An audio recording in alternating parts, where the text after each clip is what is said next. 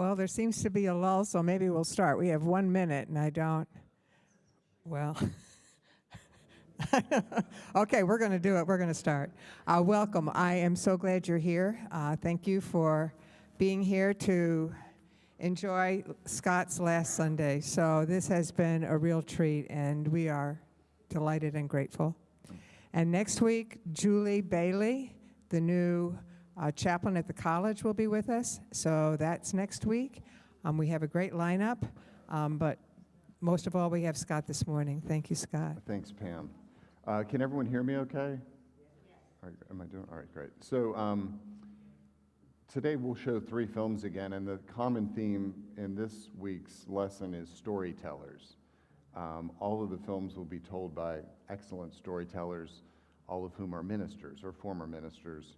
And so I look forward to doing that. And so I guess my first question to you all is, does anyone have any stories that they want to share about a great storyteller in their life? Anyone? Okay, I'll start. When I was a little guy, really little, I remember my dad would read stories to me. And he was really good at it. He would do the voices, and he would kind of set the scene. And then when we would have babysitters come over, my parents would say, well, our son likes it if you'll read a story to him. And every time the storytellers who were the babysitters would read the stories, they just read it really flat. They didn't do the character voices. It always really bothered me. But the upside was I started to appreciate the importance of storytelling. And so to that end, I will tell you that if you're a good storyteller, a lot of times you can get away with things. My parents had a good friend named Hugh Best, who was a writer who lived outside of Philadelphia. And he was one of those highly animated guys.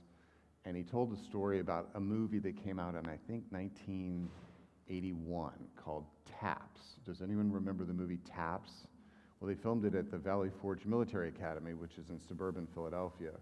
And they asked the young actors to knock on the doors to just tell the neighbors that there was going to be a lot of commotion, a lot of activity happening. And they knocked on Hugh Best's door. Well, they knocked on his door last, and it was late at night, and there's a little knock on the door, and there's 2 young actors at the door, and they've got their little flyers, and they're saying who they are and what they're going to do. And the 2 young actors were Sean Penn and Tom Cruise. And so Hugh Best, who was a big character, said, well, come on in. And so he invites them in, and they had cookies and milk.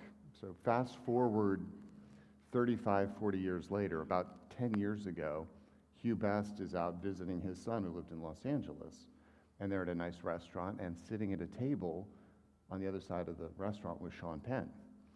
And so Hugh Best is telling his son, well, I'm sure Sean's going to remember 40 years ago when he came to our house. And his son was like, oh, no, you don't. You absolutely don't bother a celebrity when they're having a meal. And Hugh Best said, well, I'm going over there. And so he went over there, and his son kind of had his head down, and Hugh was doing his animation stuff, and the next thing he knows, Hugh Best is hugging Sean Penn. So the point is, if you're a great storyteller, I think there's a lot of things that you can do. So we have 3 short films. They're all told by different ministers, and in the spirit of diversity, one of them is a Baptist, and 2 of them are Methodists. But we're going to let that slide this morning. So the way we'll do this is the way we've done it in previous weeks. I'll read a scripture. We'll show a film, and then we'll have discussions. And so Pam and I talked a little bit about you all last week after the class, and we decided that some of you are perhaps a little shy. So when we do the discussion period, we'll maybe let you break up into smaller groups with the hopes that perhaps you'll be a little more participatory. Does that work for everybody? We can just kind of turn some chairs around? Okay. So here we go. So the first scripture that I'm going to read, and the first film, I'll tell you who the storyteller is before, but is going to be from Colossians. It's 3, verses 12 through 15. So here's the scripture that this film is based on.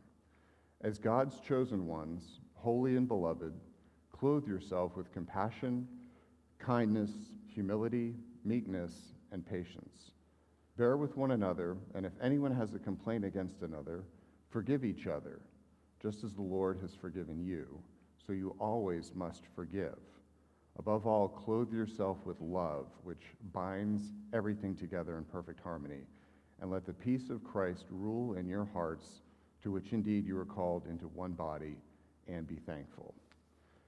So the storyteller for this first film is Tony Campolo, and I think some of us, perhaps John, I think John, you're going to know every single one of these guys today. Tony Campolo is a family friend. He lives outside of Philadelphia. He's a Baptist pastor. He's retired now. Sociologist, author, public speaker, former spiritual advisor to Bill Clinton. So he had his hands full there for a couple of years. He's also an influential leader in the evangelical left movement and has been a major proponent of progressive thought and reform within the evangelical community. He's also become a leader of the Red Letter Christian movement, which aims to put emphasis on the teachings of Jesus. Campolo is a popular commentator on religious, politics, and social issues. He is the storyteller in this film, and so I called him and I said, I'd love to come to Eastern College, where he attended and where he taught, and I said, can you tell me a story about forgiveness? And he said, oh, I've got a good one. So that is the basis for this film. And with that, let's hope that it plays.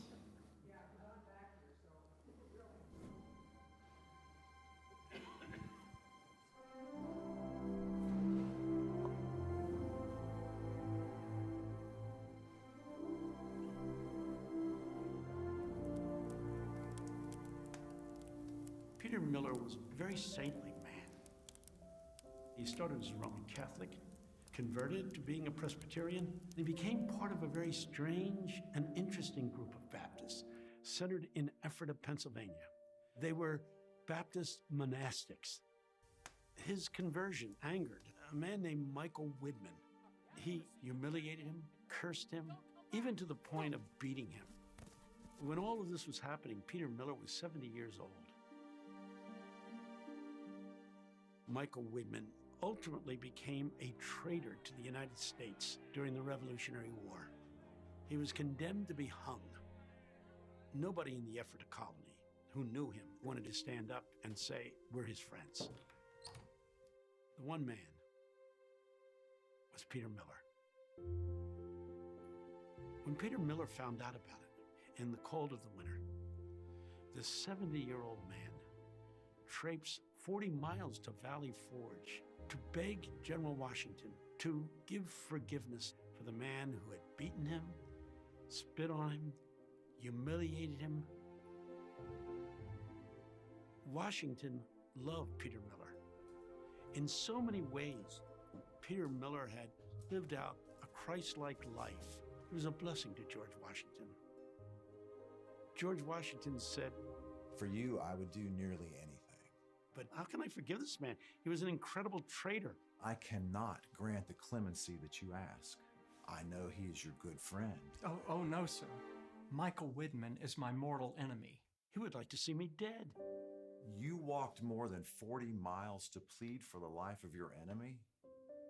Washington realizes what's going on. He's forgiving an enemy. I guess it's the only place it's recorded that Washington ever cried. He saw in Peter Miller the embodiment of Christ-like forgiveness. So George Washington writes a letter of pardon. But now this man who has just traipsed 40 miles to Valley Forge is told by Washington, you can take this, but you might be too late because he's about to be hung this afternoon in Westchester, which is 15 miles away. Can you imagine doing all of that for this man who he had every reason to resent and hate?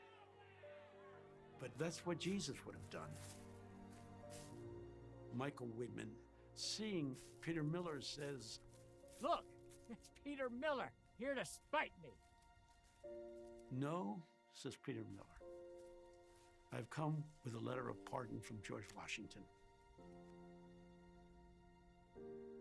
And I've come with a word of forgiveness." The two of them take the long journey from Westchester to Ephrata. I think of Jesus saying, if someone requires that you walk 1 mile, walk with him 2. Well, this guy walked many, many miles for the sake of a man who had been his enemy.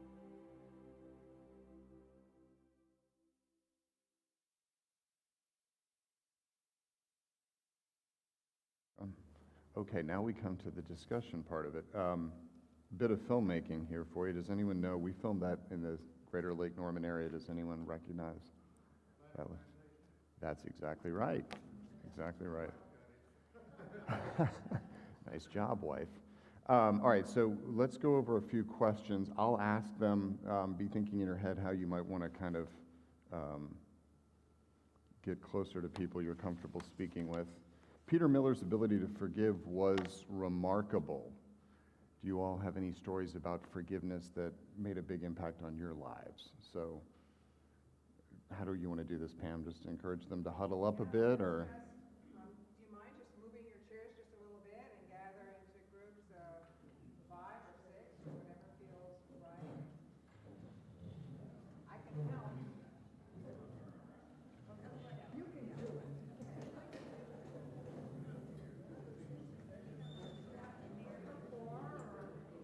Something over 3. And you know, they could probably stay in these. They could watch the films kind of somewhat similar to these, maybe. Where they are. Yeah. Leave the chairs where they. That's Yeah. a great idea.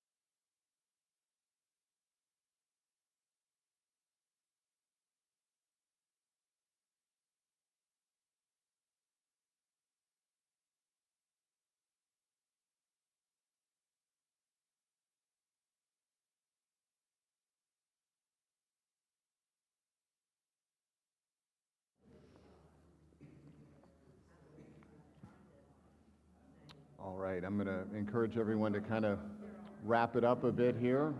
Another minute or two.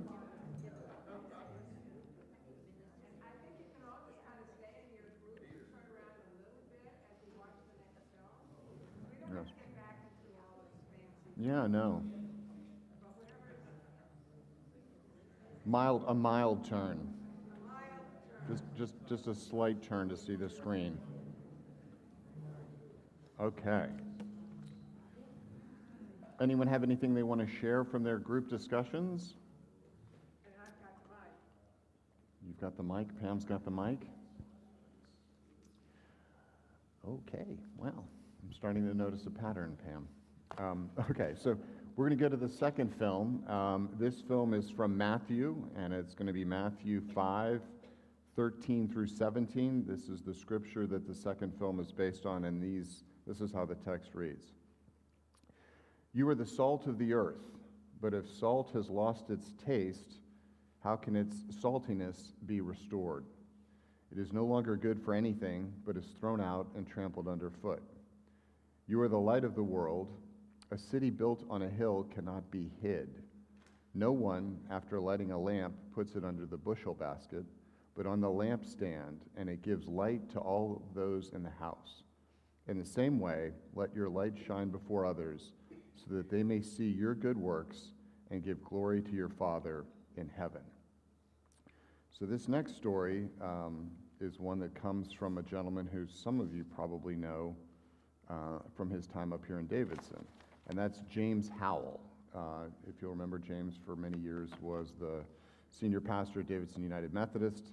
He's been the senior pastor of Myers Park United Methodist Church since 2003. James is originally from Columbia, South Carolina.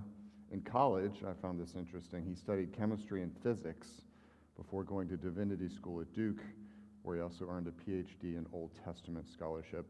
He's published 17 books, including Yours Are the Hands of Christ, Worshipful, and Weak Enough to Lead. He's involved in leadership within his denomination and citywide endeavors. He likes to bike, he likes to hike, and when I met with him, I also learned that he's a huge Beatles fan. So we spent a lot of time talking about the Beatles when we were getting set up. But it was the same deal where I said to him, here's the text, tell me a story. And he had a story of something that happened to him on a trip in London. So without further ado, John, are you ready? Could you show the traveler?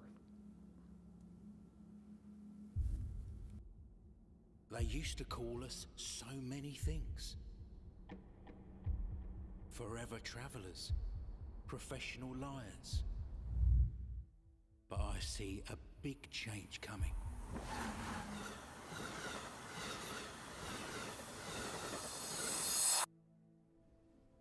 Now, we're truth tellers. We're sharing the word to those who never knew it, and to those who forgot how wonderful it's always been. Our family was on a train. It was the end of a vacation. Everybody was pretty weary. Kids were exhausted, a little bored. Daddy, can we do the presidents again? So to pass the time, I started quizzing them with little school-type questions. Can you name the presidents of the United States? George. Washington. John. Adams. Now before this, I'd noticed a guy, well, he looked like he'd been trying to make eye contact with me and interact, but we were tired, and he wasn't really trying to do that. And this guy looks over at me and he says, "Are you a Christian man?" And I said, "Yes." And he said, "What kind of a Christian are you?" I wasn't sure how to answer that. So I just said, "Methodist." Methodist, eh? Well, I'm sorry to hear that. And I said, "Why are you sorry to hear that?" He said, where I come from, the Methodists there, they're not very serious about their faith.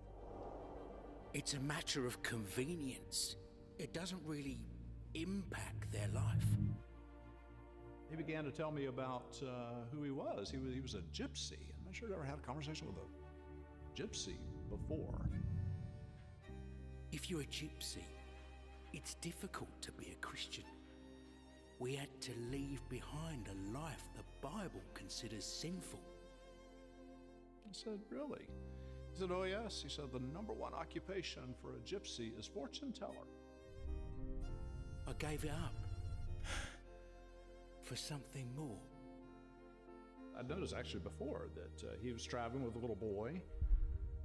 He had a beginning reading book. So I said, oh, you're teaching your son to read. He said, no, no, no. He said, gypsies don't read. I have to learn to read. You see, my people for so long haven't been treated so well. And for some time, I've wanted to learn to read the Bible. It gives us comfort. For me, there's no other reason to read. I've learned to hold on to that vigor for what's given you air to breathe. The chance to live the life you're called for. He wanted to give a witness, I think, to his faith. And I'd been reticent to get involved in it. Wasn't desiring to have that kind of conversation with anybody. I was tired. He brought some energy to me. He brought some life to me. I mean, I'm still talking about it years later. This unexpected encounter with a stranger came down really to just that one question. What kind of a Christian are you?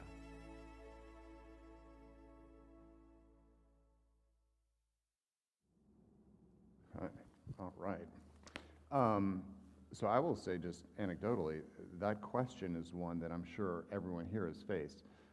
My wife and I were at a dinner party literally last weekend, and there were friends of friends who we didn't really know, and the guy was kind of going on and on. He was Australian about how Americans tend to be so focused on Christianity, and he can't believe how important the church is in our lives. And so I actually told him, well, tomorrow I'm leading Sunday school if you want to come.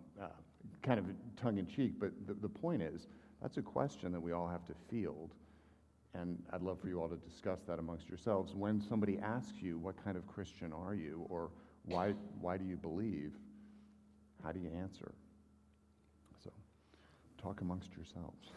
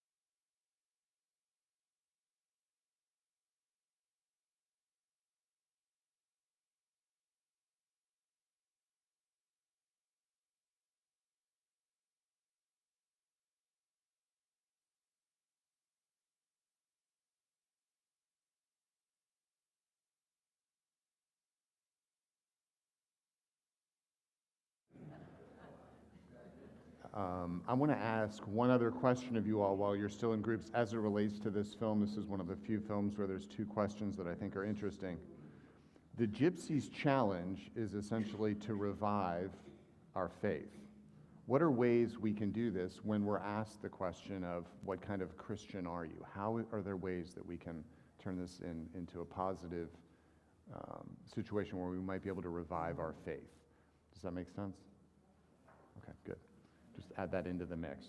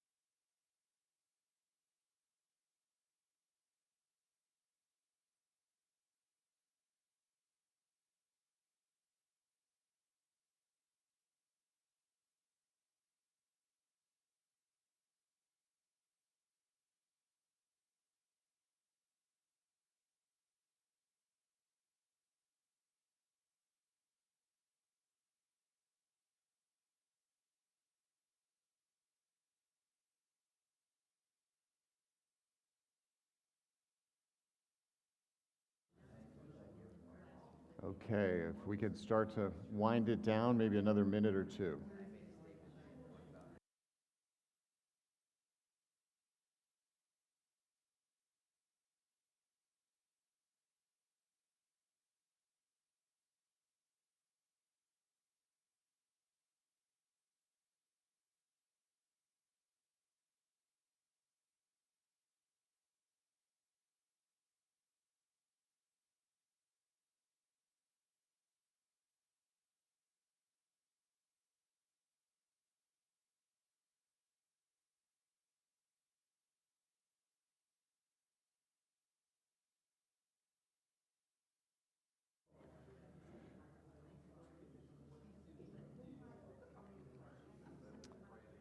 All right, is everybody wrapping it up, finishing it up? Winding it down? Okay, great. So we're now going to move on to our third and final film. And the scripture for the third and final film comes from the Gospel of Matthew, and it's Matthew 28, verses 1 through 10, and that reads as follows. After the Sabbath, as the first day of the week was dawning, Mary Magdalene and the other Mary went to see the tomb. And suddenly there was a great earthquake, for an angel of the Lord, descending from heaven, came and rolled back the stone and sat on it. His appearance was like lightning, and his clothes white as snow. For fear of him, as white as snow, period. For fear of him, the guards shook and became like dead men. But the angel said to the women, "Do not be afraid. I know that you're looking for Jesus, who was crucified. He is not here, for he has been raised. As he said, come see the place where he lay. Then go quickly and tell his disciples, he has been raised from the dead, and indeed he is going ahead of you to Galilee. There you will see him. This is my message for you."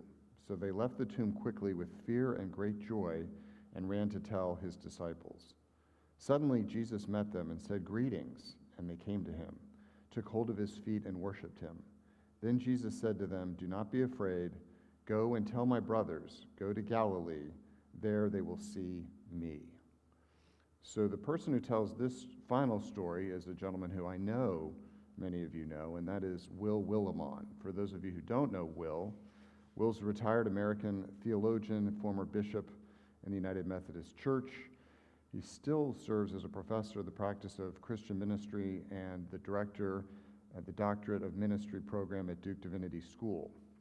He's a former dean of the chapel at Duke University and is considered by many one of America's best-known and most influential preachers.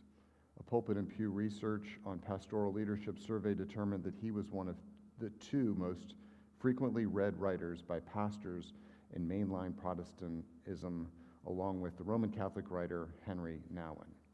His books have sold over 1 million copies. He's also editor-at-large of the Christian Century. His 2019 memoir, The Accidental Preacher, was released to wide acclaim. The story behind that book is the basis for our film. So this is the story of how Will Willimon, who grew up just down the road in South Carolina, ultimately became a minister. And so we will show that film. So I'm doing time at Donaldson Elementary School, Greenville, South Carolina. I was in the 6th grade. I remember a student came to the door with a note for my teacher.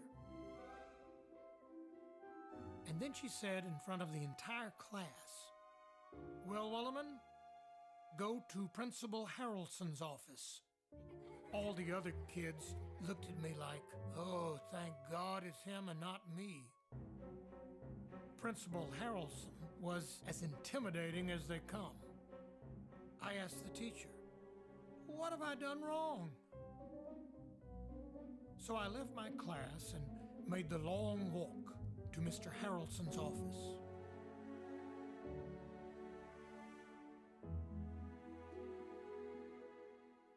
Back then, when you got called to the principal's office, it was a big deal. He said, "Come in, Willimon. I want you to listen carefully, and I do not intend to repeat myself. You go down to Tyndall Avenue, and then I want you to go to number 18, and I want you to deliver this message to Jimmy Spain's mother. You tell her that if he doesn't come into school today, I'm going to report her for truancy."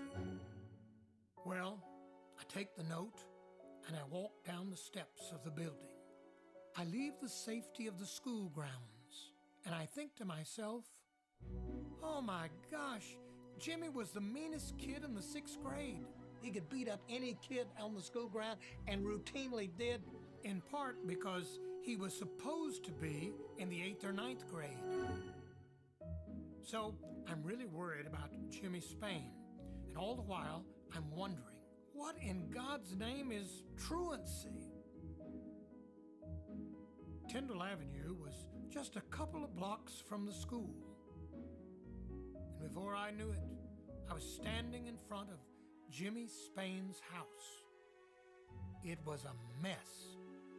Then a man emerged from the house.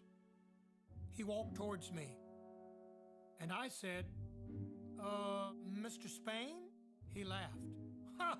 There ain't no Mr. Spain, son. He put a big cigar in his mouth, and he got in a Buick. I walked fearfully up to the porch, knocked on the broken screen door, and there was Jimmy Spain staring at me with those beady eyes of his. I froze. Then this woman pushed open the door. It was his mother, in the middle of the day, in a terry cloth bathrobe. And she said to me, "What do you want?" And I told her, Principal Harrelson sent me. And she said, "What does that old fool want?" I tried to come up with some kind of excuse. It's like a special day at school. It wouldn't be right if Jimmy's not there with us. She thought about it for a minute, and then she pushed him out the door. We walked back to Donaldson Elementary School. Neither one of us said a word. And even though we didn't talk, I felt like I was leading him back. I felt like he wanted to go to school that day. That made a big impression on me. That was the first time I felt a calling. The next time would be many years later, when a bishop laid his hand on my head and ordained me. The bishop told me, God's got a message that needs to be delivered. God had a message to be delivered to the women at the empty tomb on Easter morning. Just like God had a message for me that day on Tyndall Avenue. And just like God has a message for us today.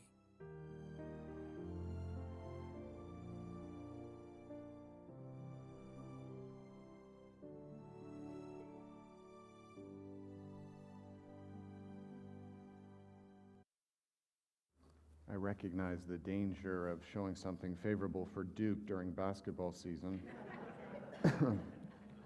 But I'm a big fan of Will's. He's a great guy, he's a great preacher, and he's been a big help for us in a lot of the projects that we've undertaken. So that was a fun film to do. Let me see if we can come up with a couple of questions. So Will Willimon shared his great concern in delivering Principal Harrelson's message.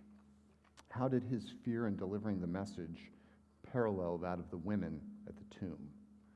I will start with that question, and I have two others after that, and so I'll let you discuss that, and then I will give you two other questions. Have at it.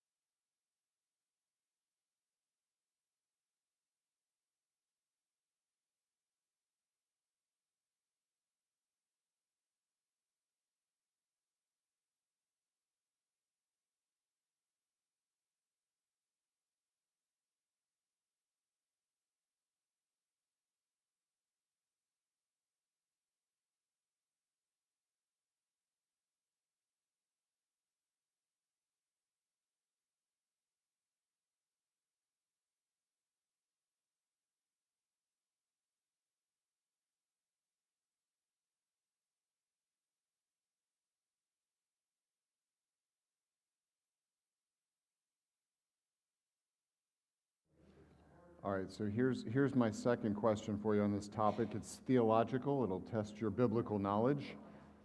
What are other examples in the Bible where God asks people to deliver a message? Other examples in the Bible where God asks people to deliver a message.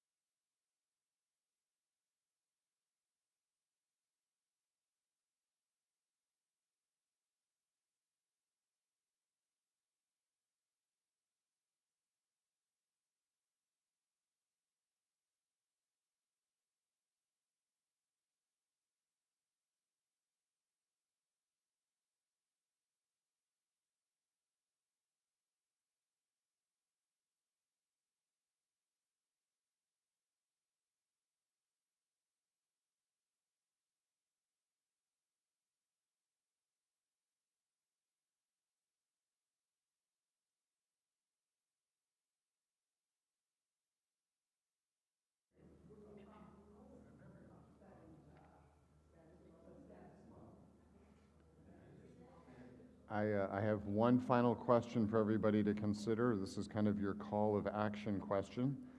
Last question is this: Will Willimon delivered a message and in the process discovered a calling? The women at the tomb were asked to deliver a message and in so doing played an integral role in spreading the news of Jesus' resurrection. Is there anything that you feel called to do today? That's the final question.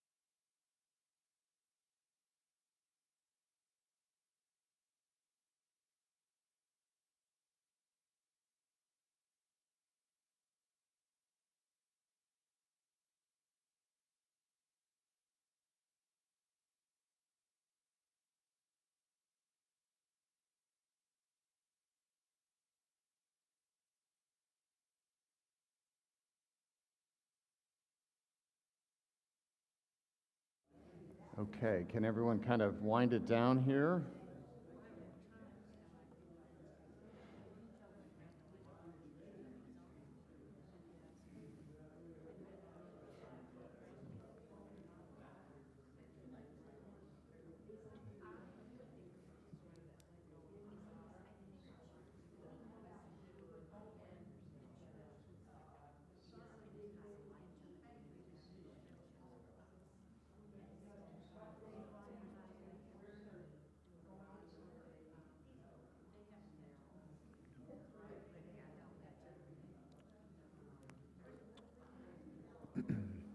All right. So I'm going to finish up here. I've got one final thing I wanted to share about the making of this film, and then I have a question that John Ryan wanted me to ask that I think is a good question. So when we made this film and Will Willimon told that story, I could really relate to being called by the principal. When I was in high school, I was in 9th grade, and I went to a pretty big public high school, and so as a 9th grader, you just really wanted to keep your head down. You didn't really want to get into any trouble, and they were doing the morning announcements, and at the very end of the morning announcements on this one particular day, the announcer said, and Scott Galloway needs to go to Nurse Dean's office. And I thought, why do I need to go see Nurse Dean? Did they run a test on me? I'm sick. I had no idea. So anyways, it was the same deal. They called your name, everyone in class went, ooh. So I got up and I went to Nurse Dean's office, and she opened the door, and there's this little silver, like plated, I'm sure it wasn't silver, but it was this little thing that she had by her desk, and sitting on it was a retainer. So I used to have braces, and then back in the day, I don't know if they still do this or not, you had like that little pink plastic thing that fit in your mouth, and then it went. So I would lose those from time to time, and it would drive my parents crazy because it cost $40 back in 1980 to get a new retainer. And I mean, they would get mad at me, and I was so excited that somebody had found my retainer. How they knew it was mine, I have no idea. Other than maybe my mom had called the principal's office and said, our son has lost his retainer again. So she said, here's your retainer, and I quickly went over and I put it in my mouth. It wasn't my retainer.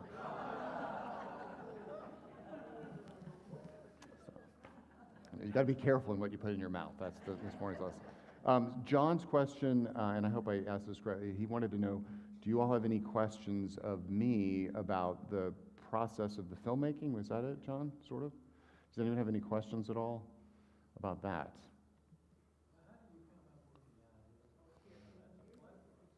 How do I come up with the ideas? Okay, so that's a great question. So my dad was a minister, and his father was a minister, and his uncle was a minister, all Presbyterian ministers. And my dad used to collect these story cards. He called them illustrations.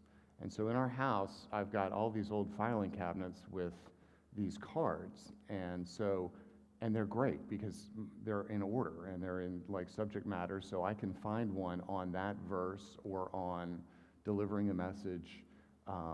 And so almost all the films that we made were based off those cards.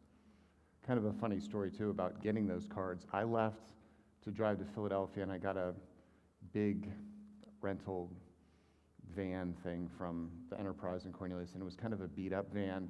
And I left in the morning, and I remember when I left, Monica, my wife, was like, oh, you look terrible.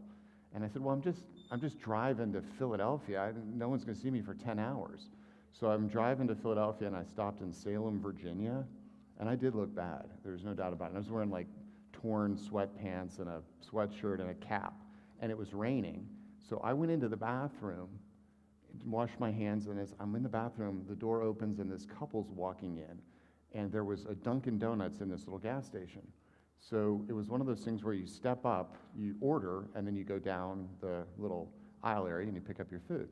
So the couple in front of me orders, and the wife goes down, and the husband stands right there. He doesn't leave. And I thought, well, that's weird. So I step up, and I say, I'd like a cup of coffee and a donut. And the lady rings it up, and it was like $1.97 or $2.97 or whatever. And I go to pay, and the guy next to me goes, let me take care of my buddy. So he thought I was homeless. And I was like, wow, I really do look bad. And anyways, what was funny too is the lady who went to get the donut, she kind of looks around and she put an extra donut in the bag, and I left. So that was a good question, though, Bill. Anyone else have any? Yes. We've been privileged enough to see your films, but how would we see other films of yours? So if you go to YouTube, yes, she wanted to know where we can see other films. Sorry. We have a website on YouTube, and they're all free. Our company is called Susie Films, Susie, S-U-S-I-E Films, Susie Films. Thank you. What I'll do, Scott, is I send messages, emails, and I'll put a link to Scott's films in the email.